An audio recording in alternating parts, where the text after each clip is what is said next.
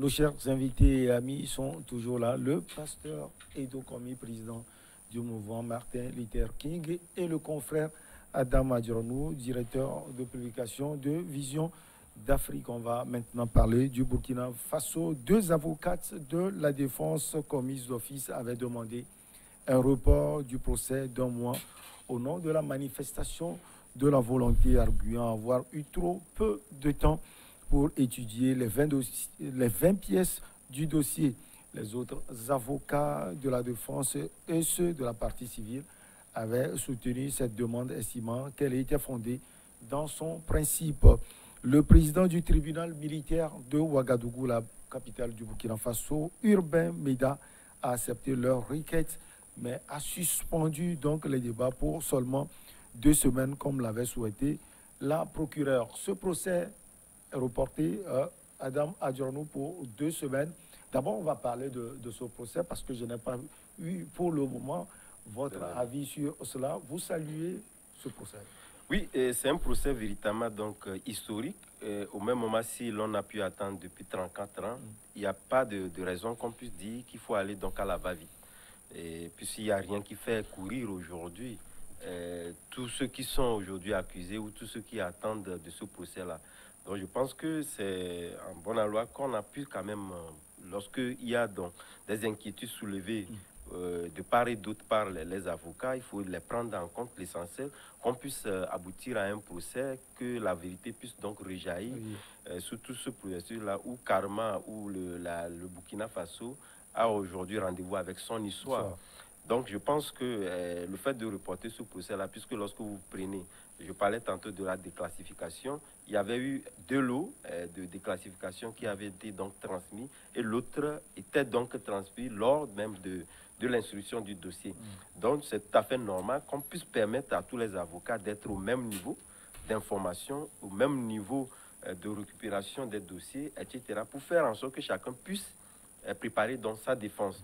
Quelque part, c'est vrai, il y a eu des avocats pour certains bien constitués, mais au même moment, lorsque nous parlons donc de ces assises-là, l'État lui-même constitue de facto des conseils. Et ça, je pense que c'est dans ce cas de figure que ces 2 avocats, hier déjà, moi je les écoutais sur RFI, lorsqu'ils disaient qu'ils ne prendront pas part, mais ils ont déjà bien fait de pouvoir donc relever disons, certains dysfonctionnements qui ne leur permettent pas d'être là. On a écouté surtout Jean-Pierre sur l'avocat français de Blaise Compaoré. Voilà, donc pour ne pas donner l'impression qu'il y a donc une fuite en avant où pratiquement tout était joué d'avance, je pense que au niveau des juges quand même aussi, c'était très important qu'ils puissent donc écouter. Puisque l'essentiel, je pense qu'au-delà des condamnations qu'on pourrait donc attendre, c'est l'essentiel, c'est que la vérité puisse donc rejaillir. C'est vrai que c'est déjà très important qu'on ait sur les 14 accusés, déjà 12 sont là. Les 2 présupposés qui sont donc les cerveaux ne sont pas 7 là.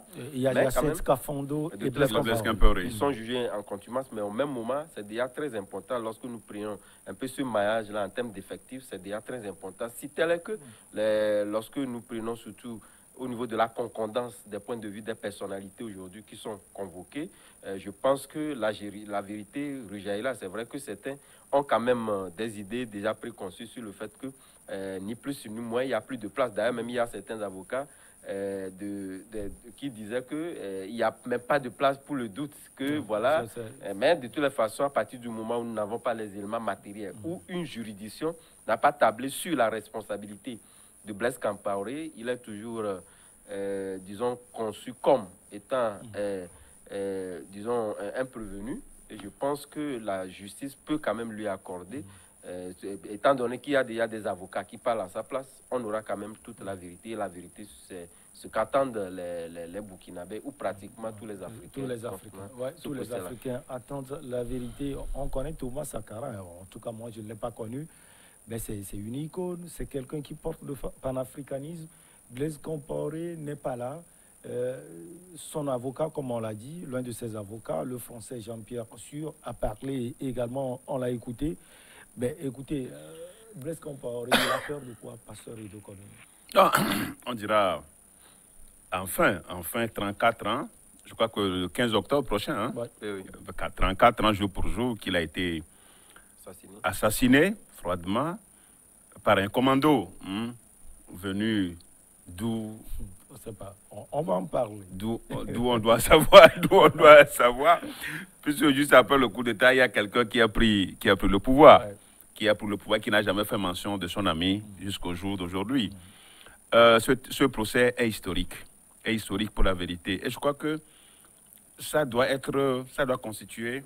servir de leçon pour les autres dirigeants. Que des faits comme ça, des assassinats de ce genre crapuleux ne sont jamais impunis. Quoi qu'il vaille, la vérité finira par rejaillir. Et c'est le cas de Thomas Sankara. Il faut saluer aussi le courage du président burkinabé, l'actuel président Roch Kaboré, qui c'est vrai qu'il y a la pression, hein, il y a la pression sur lui, il y a les organisations de défense des droits de l'homme, il y a le balai citoyen, il y a tant d'organisations qui demandent quand même que ce procès, que la vérité soit clarifiée, la situation soit clarifiée. Et c'est ce qui est en train d'être fait. Mais il faut reconnaître quand même que je ne sais pas si être avocat, heureusement que je ne veux plus être avocat, ben, je ne veux pas dire heureusement quand même, ou bien malheureusement, ça dit, il y a ma fille qui est en droit, je ne sais pas, elle veut être avocat, peut-être mon avocat personnel. Pour mon avocat personnel, ça va s'arrêter là-bas. Être avocat, elle va être mon avocat. On doit défendre Mordicus quelque chose. Oui, parce que quand j'écoute ce monsieur ce monsieur sur qui parle, est-ce que c'est un dossier encore à défendre? Sincèrement. Est-ce qu'il défend le dossier? Pour moi, ils ne sont même pas allés. Ils ne sont même pas allés. Non, je dis. Ils dénoncent la procédure. Ils dénoncent la procédure. Est-ce que même la procédure, qui ne sait pas, en tout cas je ne veux pas aller trop vite dans mes zones, qui ne sait pas ce qui s'est passé au Burkina. Parce que moi j'ai écouté le père, j'ai écouté le père de Thomas Sankara, qui dit que depuis le 15 octobre 87, c'est ça, que Blaise Compaoré n'est plus rentré chez lui à la maison. C'est-à-dire lui le père de Thomas Sankara. Alors qu'il venait manger, manger tout le temps. Mais depuis là, c'est difficile. Il y a 34 ans, Blaise Compaoré n'est plus revenu. Il est allé même loin. Il dit, j'ai demandé à Blaise Compaoré de venir me montrer là où il a enterré son frère. Son frère, vous voyez déjà. Donc, même si ce n'est pas lui qui a tiré, on sait que c'est lui les cerveaux, le commando. D'ailleurs, Kafando, c'était son bras droit. Bon, donc, il fait partie de l'équipe. Il est absent aujourd'hui. Donc, ça dit quand même que des crimes crapuleux, il y en a eu en Afrique un peu partout. Mais un jour, la vérité finira par être connue. Et donc, il faut faire extrêmement attention. Mais ce qui se fait au Burkina, parce que Thomas Sankara est devenu une référence pour l'Afrique.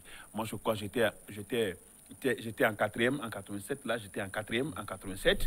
Et donc, je me rappelle ce jour-là où on nous a annoncé son assassinat. Nous tous à l'école, on était... Parce que c'était une référence, une icône.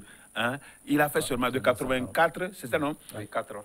Il a fait 4 ans. Il a fait 4 ans au pouvoir. 83, 87. Oui, 83, 84. Voilà ce qu'il a, c'est-à-dire il a transformé en 4 ans ce qu'il a fait pour les Burkinabés. Personne, aucun Burkinabé ne peut jamais ignorer, oublier Thomas Sankara. Donc c'est une icône. Et sa mort a été une perte c'était le révolutionnaire de l'Afrique. Et quand on le suivait, quand on l'écoutait, lui-même participait aux travaux communautaires. On a vu des images où il participait aux travaux communautaires. On n'a pas besoin d'aller acheter du ciment, tout ça là. Donc, il faut construire les ressources du Burkina Faso. C'était vraiment, c'est une perte pour l'Afrique. Aujourd'hui, la vérité va être connue. Et la suite, quelle sera la suite? C'est ce qu'on va attendre. Donc, 2 semaines pour reprendre le procès, c'est tout à fait normal. Maintenant que la défense va prendre connaissance du dossier et le débat va être très chaud. Mais seulement, que peut-être l'erreur, la fausse note, c'est que le procès ne sera pas enregistré. Hein? Donc, on ne va pas avoir d'image. Je ne sais pas comment ça va se faire, ou bien les gens le font. Mais ce n'est pas facile. Ça, on veut avoir l'image pour que les générations présentes et futures puissent suivre le procès. Ce n'est pas le cas malheureusement pour le moment. Peut-être que si Jean-Pierre Sueur et les autres ont le dossier, Blaise Compaoré peut même participer au procès en direct de Yamoussoukro. Je pense que c'est là où il se trouve en Côte d'Ivoire. Oui, mais si le format donc requiert, disons, ce genre d'intervention, pourquoi pas? Mais tout reviendrait véritablement sur le format retenu dans ce procès-là pour véritablement. C'est vrai qu'il y a la visioconférence qui est aujourd'hui d'actualité avec cette Covid-19 et qui lui-même le souhaiterait peut-être intervenir par visioconférence et que le format retiendrait cet aspect de la chose, pourquoi pas, il le ferait. Mais je me dis aujourd'hui, ce procès-là, au-delà de tout, il y a également le grand gagnant, c'est véritablement donc Kaboré. Aujourd'hui, qui s'est beaucoup tiré d'affaire, parce que vous savez, même son ascension jusqu'à la magistrature supérieure, lui également le doit à Blaise Compaoré. Il a été un proche collaborateur. Il a été le président de l'Assemblée nationale. Donc, je crois qu'il y avait également... Il faut oser, il a osé. Hein, il a osé, mais également, il y avait quelque chose qui pesait sur lui. Le fait que, lorsque vous prenez aussi bien, surtout la dernière campagne présidentielle, où beaucoup l'interrogeaient sur le retour de Blaise Compaoré. Je crois qu'on dit de toutes les façons, il y a aussi des irréductibles de Blaise Compaoré qui sont toujours là. D'ailleurs, aujourd'hui, Edi Komboigo est le chef de file de l'opposition. Il réclame le retour de Blaise Compaoré. Il avait dit, c'était une promesse aussi tenue lors de sa campagne présidentielle. Je pense qu'aujourd'hui, il a vidé ce dossier-là, puisque la balle aujourd'hui est dans le cas de Blaise Compaoré. Oui. Sinon, lui, il a mis tout en place pour que Blaise Compaoré revienne. Maintenant, si lui-même il refuse, ça voudrait dire quelque part, lui s'est déchargé. Adam, tout en place. Oui, non, mais ce n'est pas lui qui a requis le fait que si Blaise Compaoré vienne sur. En tout cas, il n'est pas quand même concerné sur la mort de Thomas Sankara. Il y a eu d'autres dossiers. S'il vient, il ira directement. Oui, ça, c'est quand même un autre débat. Mais lui, le concernant. Oui, il a fait sa part. Il a fait sa part. C'est dit, il a fait sa part. Voilà, ce poids-là, lui, s'est déjà déchargé. Le reste, c'est la justice qui la fera. Il appartient à Blaise Compaoré de juger de l'opportunité de rentrer ou pas. Puisqu'il a tenu promesse. Et ça, je pense que tous les Burkinabés lui seraient quand même reconnaissants. C'est vrai, c'est courageux, comme je le disais quelque part. Quelqu'un qui vous a fait de toutes pièces. Il serait très difficile que vous contribuiez véritablement donc, à le mettre hors du pays. Donc aujourd'hui, je pense que c'est Blaise Compaoré lui-même qui a choisi de rester hors du pays. Mais au même moment, je pense que ce procès, si tel que les organisations de société civile qui depuis leur dernière sortie, c'était en 2015, concernant ce procès-là, s'organise bien. Puisque non, moi, je ne trouve pas opportun qu'on puisse dire que ce procès-là ne soit pas filmé. Et l'attente au niveau de la génération est vraiment immense et que les gens, lorsqu'avec cette Covid-19, même étant donné que c'est une salle de banquet qui a été requise donc, pour le procès, il ne pourra pas contenir tous ceux qui aimeraient véritablement sur de bout en bout ce procès. Mais quelque part aussi, ça reste dans l'histoire du Burkina Faso. Oui, et ça, on ne pourrait pas véritablement dire que voilà, on ne peut pas filmer ce procès, ou quand même, si on ne pourrait pas permettre à tous les médias de venir le filmer, il faudrait qu'on mette des dispositifs officiels en place qui permettent véritablement d'enregistrer. Puisque c'est toute une histoire d'une vie. Et comme le disons, l'historicité même de ce procès-là vient de là. Puisque lorsqu'on parle de l'assassinat, c'est vrai que le Burkina Faso, après Blaise Compaoré, on a connu également le coup d'État qui n'a pas été véritablement bien aperçu par les Burkinabés. Gilbert Diendéré, qui lui, il participe au procès à 61 ans. Ouais. Donc je pense que il appartient de redessiner l'histoire. À l'époque, il était lieutenant. De redessiner l'histoire de ce pays-là, mais en tenant compte du fait qu'on ait des éléments sonores pour permettre aux générations à venir de pouvoir savoir voilà ce qui a été fait.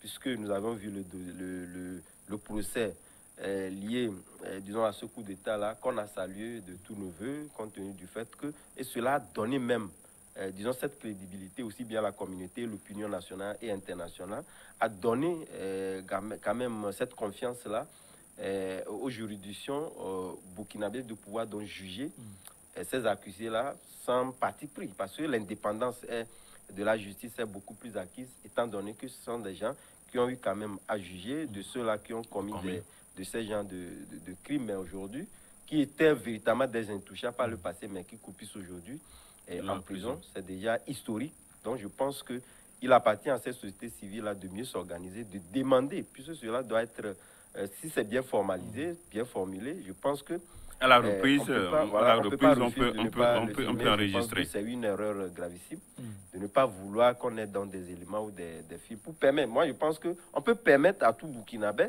de suivre ce procès-là partout où il se trouverait. Oui. Cela permettait véritablement de faire l'histoire du pays. De faire l'histoire, mais de tenir compte de cet enjeu-là lié à cette crise de Covid et d'éviter aussi des bousculades qu'on peut véritablement donc attendre lorsqu'on annonce pratiquement qu'il y a Lorsqu'on prend le général Diendéré, qui serait donc à la base, tout le monde aimerait quand même entendre sa version des faits. Ouais. Et on peut assister donc à cette bousculade, on peut anticiper en évitant que ce genre de choses arrivent et en mettant ce dispositif-là permettant à chacun de pouvoir suivre ce procès de loi. Le mérite revient aussi à l'ancienne première dame, Mariam Sankara, qui a fait un travail fou depuis l'Hexagone toutes ces années pour que la vérité finalement puisse être dite. Elle a été de tous les combats, de toutes les luttes, pour que la lumière soit faite sur l'assassinat de son mari. Donc, je crois qu'elle a eu gain de cause. Hein. On n'a pas cessé de l'écouter sur la demande hein, que les accusés soient traduits, répondent de leurs actes. Aujourd'hui, s'il estime, supposons que Blaise Compaoré et les autres disent qu'ils n'ont pas tué, ils n'ont pas assassiné, et Thomas Sankara, qui l'a fait? Ouais. En dehors de... Il y a cette responsabilité aussi, un passeur Edo, comme des puissances, même des pays voisins du Burkina Faso. On parle de la Côte d'Ivoire, de Félix Houphouët-Boigny, on parle également, entre-temps, de la Libye, de Kadhafi, on a parlé du Libéria et de la France. Oui, mais c'est tout à fait normal. Le coup d'État, c'est les coups d'État qui se sont organisés en Afrique. La plupart des temps, c'est on prend un indigène, c'est-à-dire un local, un citoyen, pour le mettre. Tout est organisé soit par le pays voisin ou bien par la France qu'on connaît. Vous savez qu'il y avait eu le président français qui était à l'époque, qui était au Burkina, François Mitterrand, et le monsieur ne l'a pas raté. Thomas Sankara ne l'a pas raté. Et ça, c'était une humiliation. Il était là en 86. Oui, c'était en 87, assassiné. Donc, c'est dit qu'il a humilié. En quelque sorte, selon les Français, il a humilié François Mitterrand et les Français n'étaient pas prêts à lui pardonner tout ça. Donc, c'est arrivé à Paris que les mentalités ont changé. Tout a été fomenté. Et l'élément, et le valet, les valets locaux, ou bien le valet local qu'il fallait utiliser, c'était Blaise Compaoré. Et puis, bon, on l'a utilisé. Bon, donc, je crois que la vérité, les gens vont parler, si vraiment il faut parler, réellement les gens vont parler, ça va faire sortir, ça va faire jaser. Ça va faire jaser parce qu'il y aura beaucoup de révélations. Des puissances qui ont contribué, des chefs d'État à l'époque, le président ivoirien Félix Houphouët-Boigny à l'époque. Bon, donc, c'est dire quand même qu'on voyait le jeune homme ravir la vedette de tout le monde. Voilà, c'était tout. Parce que vous connaissez la place du président ivoirien de l'époque. Hein? Le porteur de la France-Afrique. Nous ne parlons pas du Gabonais. Du Gabonais, à l'époque, même de chez nous. Donc, le jeune était vraiment devenu une vitrine. Donc, à l'époque, c'est le président. Hein, il y avait le président. Pour les petits qui nous suivent. Oui, bien sûr. Donc, c'était ça. Donc, le gars constituait une menace. Il constitue une menace parce que quand vous l'écoutez, son éloquence, ses discours, vous savez, toutes ces affirmations, tous ces propos sont restés, servent de sujet de dissertation. Ces phrases aujourd'hui servent de sujet de dissertation. Quand on prend ça, on dit que ça c'est de Thomas Sankara, donc ça doit faire objet des volumes d'encyclopédie. Donc c'est-à-dire que le monsieur était en train de finir, il était en train de finir avec tous les dirigeants à l'époque, donc il fallait le descendre et le jeune homme a été descendu. Donc c'est dire que comme je l'ai toujours dit, c'est une perte. Voilà, est-ce qu'on peut avoir encore d'autres Thomas Sankara en Afrique? Alors il faut la progéniture nous le dira, enfin, l'histoire nous le dira. On peut s'attendre à quoi dans 2 semaines précisément pour la réouverture de ce procès? Non, permettez avant même que je réponde à cette question-là, revenir un peu quelque part pour nuancer de toutes les façons. C'est vrai, lorsque, vu les circonstances du décès de Thomas Sankara, on n'en parle pas assez. C'est quelqu'un également qui est venu au pouvoir par coup d'État. Bien sûr. Et d'ores et déjà, il y avait 5 morts, je pense. Voilà, il y avait déjà rupture entre lui et Blaise Compaoré dès le coup d'État, puisque c'était dit, avec les confidences qui sont aujourd'hui révélées, c'est Blaise Compaoré au niveau même de les à côté, c'est lui qui avait dit qu'il devait donc prendre le pouvoir. Donc directement, il y avait, disons, un conflit qui est né dès le coup d'État. Voilà. Donc lui-même, je pense qu'avec ses prises de position... Il y avait une certaine méfiance déjà. Voilà, qui était un peu très agité, dans un environnement où nos pays africains n'étaient pas totalement sortis dans le joug colonial. Vous voyez, après 60 ans d'ailleurs même, il est très difficile aujourd'hui qu'on puisse parler d'autonomie ou d'indépendance totale de nos pays africains. Même sur des sujets brûlants. Ou bien de résister à l'Est colonisateur. Voilà. Et même jusqu'aujourd'hui, vous voyez, la politique française n'est pas totalement démystifiée. Il tient toujours les câbles sur certains aspects. Et prenez 30 ans ou 30 ans plus tôt. Oui. Voyez-vous, c'était très difficile qu'on puisse donc tenir ce genre de propos. C'est en ce sens d'ailleurs même que lui-même, je pense qu'avec des confidences qu'il a fait à l'un de ses proches, il disait quand même qu'il savait qu'il devait être assassiné. Et au regard du fait que de toutes les façons, voilà, de toutes les façons, dans nos pays comme les pays voisins du Burkina Faso, qui n'étaient pas aussi totalement stables, où il y avait également des coups d'État. On prend avec la mise à l'an, même chez nous, il y avait des incursions régulières du Ghana vers chez nous. On prend également le Ghana, la Côte d'Ivoire, le Bénin, etc., où le Bénin, lui, il a connu des successions de coups d'État. Et on prend le Mali, etc. Donc, de toutes les façons, les gens sentaient véritablement qu'ils avaient besoin du soutien de la France pour véritablement asseoir une politique digne de ce nom, qu'on ne pouvait pas aussi contester. C'est vrai que certains le mettaient sous le coupole d'une sorte de dictature, mais quelque part, je pense que cette dictature-là, avec le cheminement, n'était pas totalement nuisible pour nos pays africains. On cite la plupart du temps la Chine, ou qui est dirigée par une main forte pour arriver à ce développement. On peut citer également le Rwanda, etc., où la stabilité qu'on avait par le passé n'était pas aussi, disons, nuisible que ça, comme je venais de le dire. Donc, ils prenaient tellement des aides, et ça dérangeait énormément. Mais étant donné que Blaise Compaoré était dans le larron qui devait donc accomplir, entre guillemets, puisque nous attendons ce procès pour réellement établir la personne de Blaise Compaoré dans ce coup d'État. De toutes les façons, aujourd'hui, nous le disons parce que nous n'avons pas des éléments d'appréciation justement pour dire que voilà, Blaise Compaoré l'a dit, même si le pasteur l'a dit quand même qu'il n'y a pas de place, comme les avocats l'ont dit, au doute. De toutes les façons, nous ne continuons pas à douter, puisqu'il n'y a pas de juridiction qui établit formellement la responsabilité de Blaise Compaoré. Donc, Blaise Compaoré, étant venu dans cette situation-là, c'est ce qui lui a permis, entre-temps, d'avoir pratiquement l'assentiment des autres présidents également de la sous-région. Il a eu véritablement donc à jouer ce rôle de géopolitique au sein même de nos États. C'est justement partant de jusqu'à même passé récent, le Togo pour le dialogue, tout ça, il était partout, il est devenu le médiateur, il était devenu presque le médiateur de la zone. Après le décès de Houphouët-Boigny et l'instabilité qu'on a constatée au niveau de la Côte d'Ivoire, il n'y avait plus tellement de répondants vis-à-vis de la question française en Afrique. C'était lui quand même qui était devenu l'homme incontournable dans les crises, dans les zones d'instabilité. En France-Afrique, surtout en Afrique. Il était pratiquement réduit en sa personne. Et quelque part, cela dépendait du fait qu'il a contribué à éliminer donc, un dirigeant qui devenait de plus en plus encombrant. Alors, pasteur, si, comme l'a dit Adam, sans plus de précision, si c'était Blaise Compaoré qui devait venir au pouvoir, qu'est-ce qui a milité en faveur de Thomas Sankara? Son charisme, son franc-parler dans une Afrique qui était à la quête perpétuelle de la vérité ou du renouveau?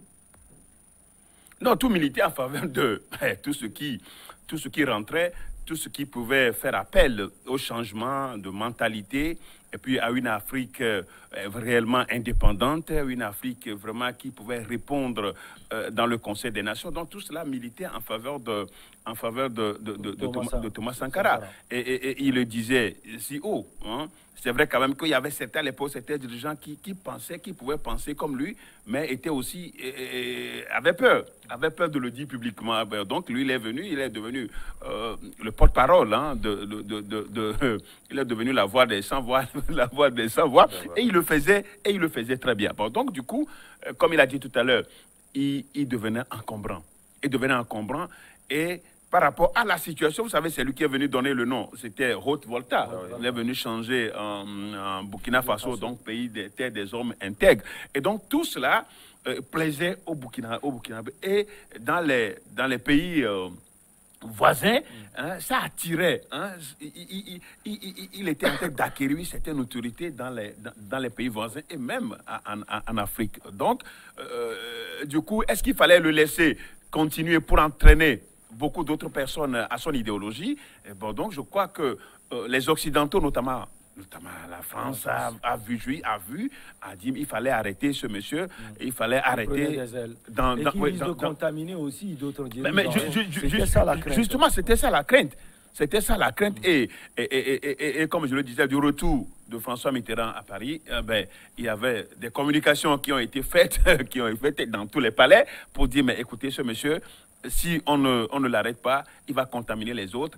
Et la France partait pour finir, partait pour perdre la partie occidentale, la partie francophone.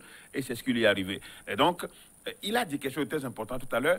La preuve de l'élimination de Thomas Sankara par avec la complicité des autres chefs d'État, c'est ce que Blaise Compaoré a gagné. Il a gagné en autorité, il y a la confiance, donc il était libre dans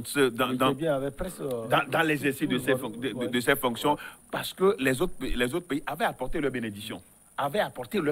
Peut-être sauf le Burkina qui visiblement n'a pas pardonné à Blaise Compaoré d'avoir tué l'icône. Non, mais les Burkinabés, c'est vrai, oui, c'est ça.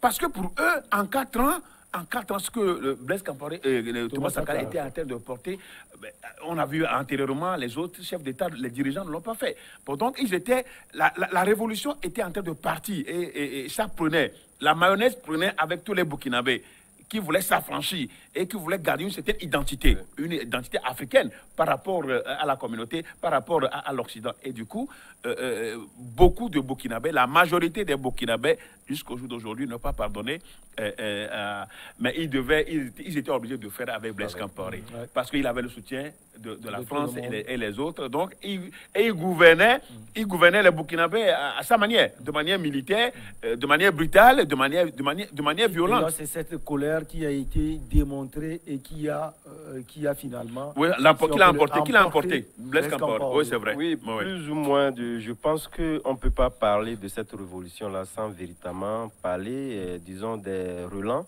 liés à Thomas Sankara dans cette révolution-là.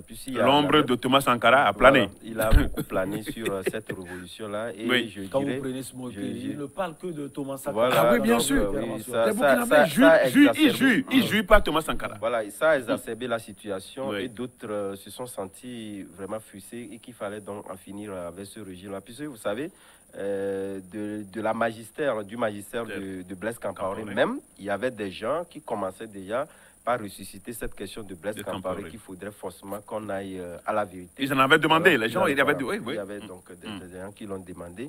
Donc quelque part, mais quand même quelque part également, si vous avez posé une question auquel je n'avais pas répondu, qui était qu'est-ce qu'il faisait la population, qu'est-ce qu'il a fait, qui a milité en faveur de Thomas Sankara en défaveur donc de Blaise Compaoré. En fait, au niveau de cette armée-là qui a mené l'insurrection contre le président d'alors, je pense que voilà, Thomas Sankara faisait pratiquement l'unanimité au sein de ce corps de l'élite de par le passé. C'est en réalité ce qui a milité en sa faveur contre ou en défaveur de Blaise Compaoré qui lui a permis donc de pouvoir tenir. Mais lorsque vous êtes là, vous donnez pratiquement la confiance à un de vos mentors, notamment à Blaise Compaoré, puisque c'est la même chose qui est arrivée en Guinée. Lorsque vous voyez, c'est vous-même qui préparez pratiquement le terrain donc, à pouvoir vous éliminer. Aujourd'hui, on a vu que les mentalités et puis, disons, les aspects de gouvernance ont beaucoup changé. On n'est plus, aucun chef d'État ne dira aujourd'hui au niveau de l'appareil gouvernemental ou de la gouvernance, donner pratiquement qu'il a la confiance à 100%. Donc c'était l'erreur qu'Alpha Condé a commise qui malheureusement l'a coûté cher. Il a payé très cher et cash. Pratiquement c'est la même chose également qui est arrivée en tant que Thomas Sankara, qui lui avait quand même tous les éléments que son ami présager, qui avait quelque chose qui se complétait contre lui. Il le sentait, il le disait. Même si son ami le visitait toujours, ils mangeaient ensemble, ils faisaient tout ensemble. Donc il était quand même conscient qu'il y a quelque chose qui se préparait.